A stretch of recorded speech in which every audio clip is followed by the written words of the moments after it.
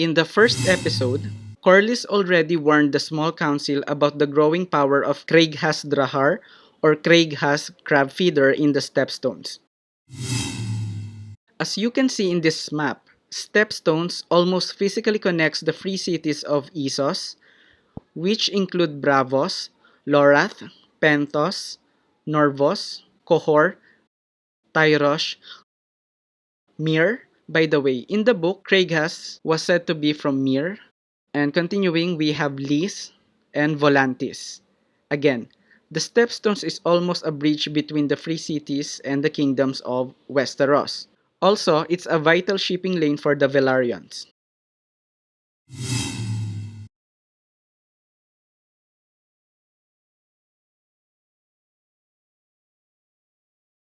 Rhaenyra actually has a genius solution to this crab feeder problem, and that is, why not use the formidable dragons to destroy the crab feeder armies?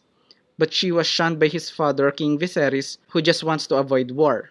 Remember in episode 1 where King Viserys ordered Daemon to be exiled to Runestone? In this episode, Daemon chose to illegally occupy Dragonstone instead, and also grab one dragon egg for his future baby. And this is where things get messy. As a solution, Otto Hightower convinced King Viserys that he will be the one to retrieve the dragon egg. And while Otto is away from King's Landing, Otto Hightower has this cunning plan for his daughter Alicent to continue seducing King Viserys. Fast forward to Dragonstone, Daemon doesn't back down to the demands of King Viserys until Rhaenyra, mounted on the dragon Syrax, arrived at the scene. I believe this is one of the best scenes in this episode because Rhaenyra reminds me of Arya Stark from Game of Thrones. It seems that George Martin really likes developing badass female characters in his books. By the way, in this scene, Rhaenyra was able to convince his uncle Daemon to surrender or return the dragon egg. Back to King's Landing, after the standoff in Dragonstone, King Viserys announced in front of the small council that he will wed the 14-year-old Lady Alicent Hightower instead of the 12-year-old Laena Velaryon.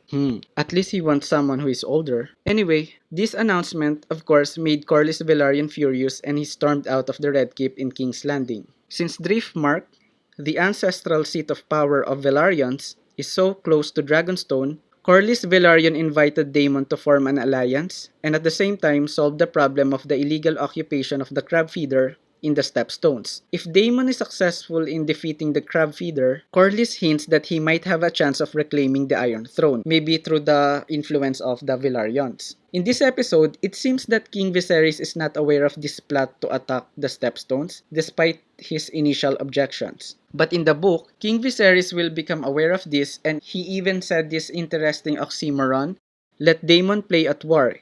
It keeps him out of trouble."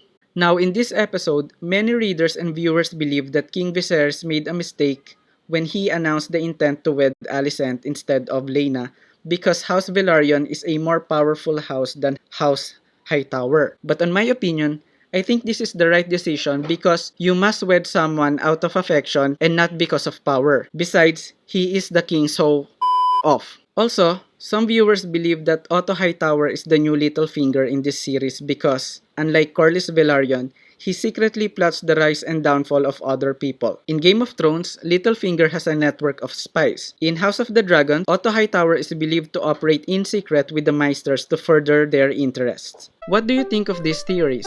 Kindly post your comments below. Thank you for watching.